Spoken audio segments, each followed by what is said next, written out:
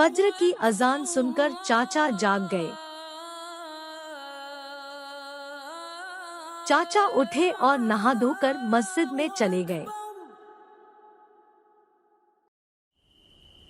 मेरे चाचा 60 से 70 साल के थे। वह दिन में 5 बार प्रार्थना करता था। चाचा एक छोटे व्यापारी थे। वह एक मध्यम वर्गीय परिवार से थे।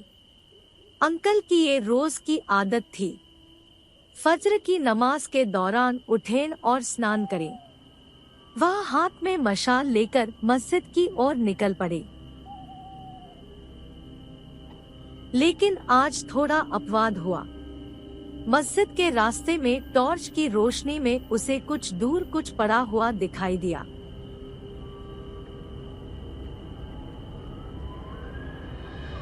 चाचा दौड़कर उस चीज के पास गए और जाकर देखा, सड़क पर एक बहुत ही प्यारा सा खरगोश का बच्चा पड़ा हुआ है।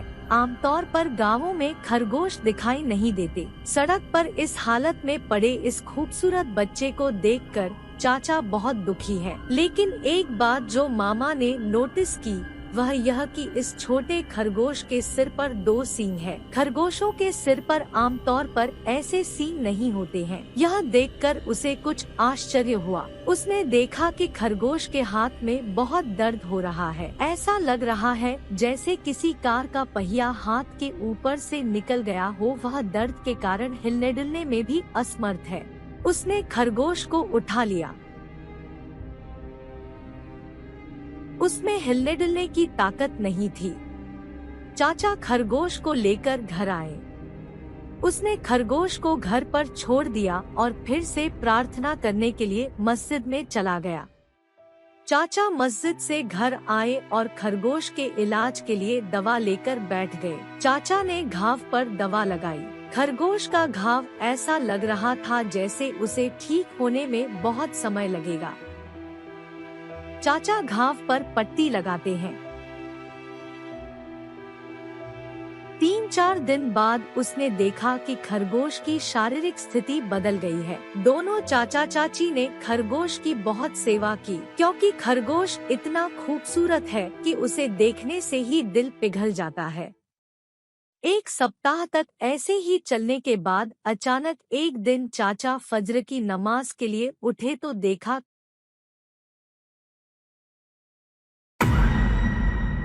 कि खरगोश अपनी जगह पर नहीं है। उसने बहुत खोजा लेकिन वह खरगोश नहीं मिला। उसके हृदय में बहुत कष्ट होता है। उसने सोचा कि वह खरगोश को अपने घर में छोड़ देगा। खरगोश को चला गया देखकर उसे बहुत दुख हुआ। खरगोश को गए हुए लगभग 1 महीना हो गया है। तब चाचा को उस खरगोश की बात याद नहीं आती।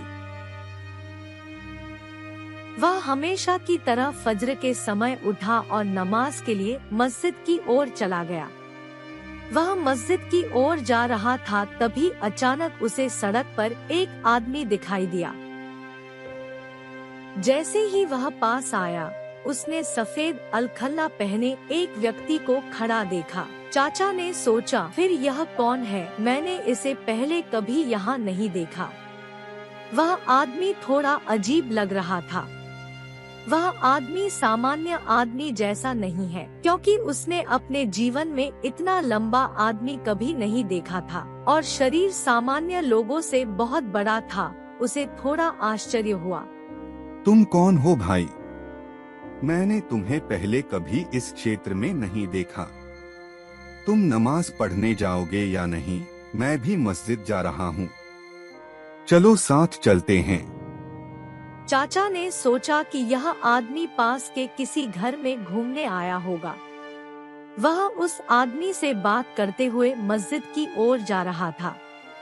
जिस स्थान पर उसे खरगोश मिला, वहां से गुजरते समय चाचा ने उस आदमी को खरगोश के बारे में विस्तार से बताया। चाचा ने उस आदमी से कहा, एक दिन जब मैं मस्जिद जा रहा था तो इसी जगह पर मुझे एक खरगोश का बच्चा मिला। खरगोश अजीब लग रहा था। खरगोश के हाथ पर चोट लगी थी।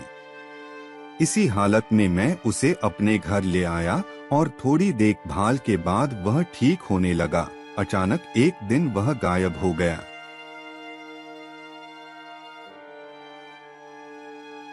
वह खरगोश मैं ही हूँ। आप मजाक क्यों कर रहे हैं? और तुमने यह नहीं बताया कि तुम किस घर में मिलने आए हो।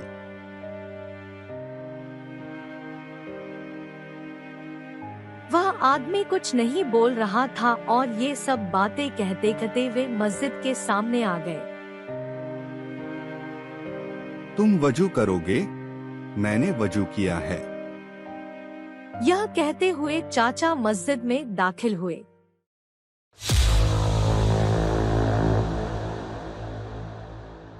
चाचा मस्जिद से बाहर आए और उन्हें वह आदमी दोबारा नहीं दिखा। उन्होंने उस आदमी को मस्जिद के अंदर नहीं देखा। ऐसा क्या है कि आज लोग इतनी लंबी दाढ़ी रखते हैं लेकिन प्रार्थना नहीं करते? यह सब कहकर वह घर चला गया। चाचा घर जाकर अपनी रोजमर्रा की जिंदगी में काम करने लगे। 2 दिन बाद ऐसा हुआ। एक रात अंकल टॉयलेट जाने के लिए कमरे से बाहर निकले।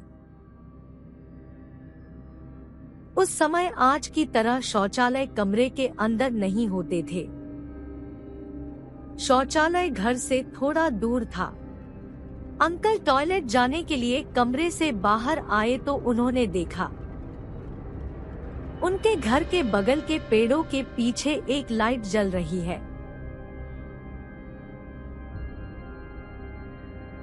रोशनी देखकर अंकल उस जगह पर गए। जाकर देखा तो वो आदमी वहां खड़ा था। क्या मियाँ, तुम जंगल में क्या कर रही हो? और तुम यहाँ क्यों खड़े हो? समस्या क्या है? यहाँ इसलिए आए क्योंकि यहाँ थोड़ा काम था। तुम रात को घर से क्यों निकले? मैं बाथरूम जाने के लिए कमरे से बाहर निकला। मैं आपसे मिलने यहाँ आया हूँ। ये सब कहकर अंकल बाथरूम में चले गए और वापस कमरे में चले गए। अंकल को थोड़ा शक हुआ क्योंकि उनकी हरकतें और व्यवहार थोड़ा अजीब था और ऐसे लोगों को उसने पहले कभी गांव में नहीं देखा था। उसने यह घटना गांव में अपने दोस्तों से साझा की। अच्छा, क्या आपने किसी आदमी को सफेद लबादे में देखा है? क्या कोई बता सकता है कि वह आदमी किसके घर आया है? नहीं, हमने तो ऐसा कोई नहीं देखा। चाचा को थोड़ा आश्चर्य हुआ क्योंकि गांव में इतने सारे लोग थे, किसी ने भी इस आदमी को नहीं देखा। लेकिन इस आदमी को सिर्फ अंकल ही देख रहे हैं।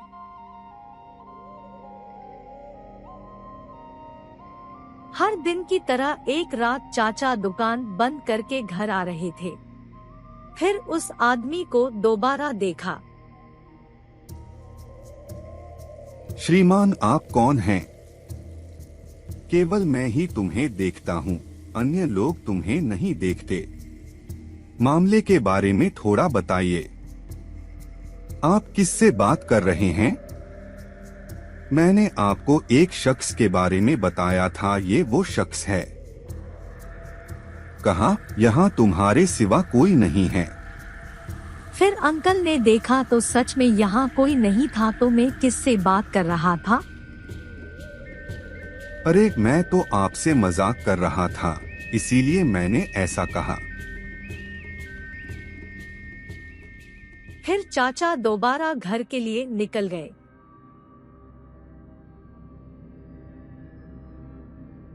उस रात जब अंकल बाथरूम जाने के लिए कमरे से निकले तो उन्होंने देखा वह आदमी अपने घर के सामने खड़ा है। मामा उस आदमी को अपने घर के सामने देखकर थोड़ा आश्चर्यचकित हो गए। तुम कौन हो भाई? तुम मेरे पीछे क्यों पड़े हो? तुम्हारी समस्या क्या है? आप मुझसे क्या चाहते हैं? मैं तुम्हें एक चीज दिखाना चाहता हूँ। क्या बात है? देखें कि क्या आप इस निशान को पहचान सकते हैं। फिर उस आदमी ने अपने हाथ का कपड़ा उठाया और अपने हाथ पर लगा निशान दिखाया। नहीं, मैं इस निशान को नहीं पहचान पाया। क्या तुम्हें याद है तुमने मुझे एक खरगोश के बारे में बताया था? तब मैंने कहा कि मैं वह खरगोश हूँ।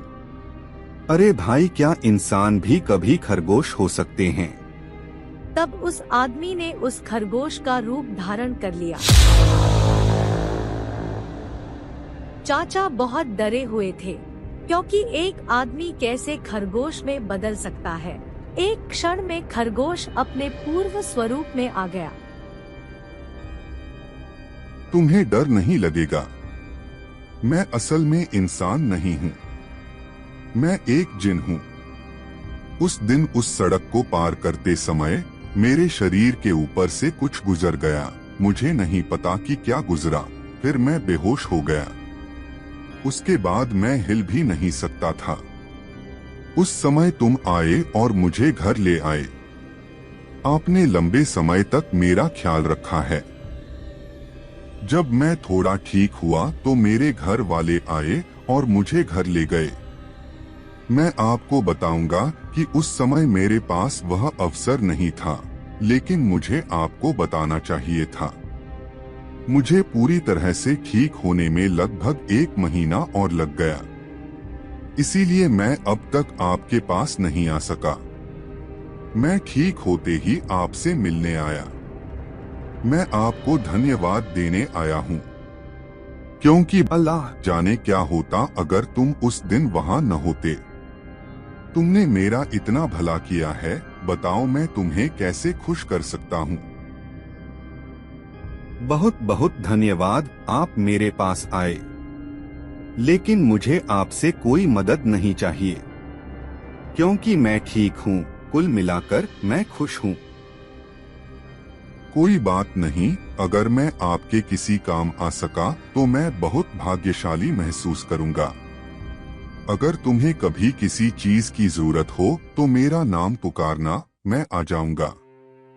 मेरा नाम बेलाल है। उम्मीद है ऐसी कोई समस्या नहीं होगी। फिर भी अगर ऐसी कोई दिक्कत होगी तो मैं आपको जरूर कॉल करूंगा। उसके बाद काफी समय बीत गया, लेकिन चाचा का जिन्न से कोई संपर्क नहीं हुआ। चाचा सामान्य जीवन जीने लगे। एक दिन चाचा का लड़का बहुत गंभीर रूप से बीमार पड़ गया। काफी इलाज के बाद भी कोई समाधान नहीं हुआ। इस परेशानी के कारण मेरे चाचा के व्यापार और कारोबार की हालत खराब हो गई। बिना कोई रास्ता देखे अचानक उसे बेलाल का ख्याल आया। चाचा ने बेलाल को बुलाया। बेलाल ने चाचा का फोन उठाया और वहां आ गया। चाचा ने बेलाल को सारी बातें विस्तार से बताईं। ये सारी बातें बेलाल को बताने के बाद बेलाल थोड़ी देर के लिए गायब हो जाता है और कुछ ही देर में वापस लौट आता है। बेलाल एक पेड़ की जड़ लाता है और अपने चाचा को देता है। चाचा से कहा कि यह दवा अपने बीमार बेटे को दे दो। जब चाचा ने यह दवा अपने बच्चे को खिलाई तो उसका बच्चा धीरे धीरे ठीक हो गया। चाचा और बेलाल ने अल्लाह का बहुत शुक्रिया अदा किया। बेलाल कभी कभी अपने चाचा के बारे में पूछने आता था। उनके बीच दोस्ताना रिश्ता बन गया।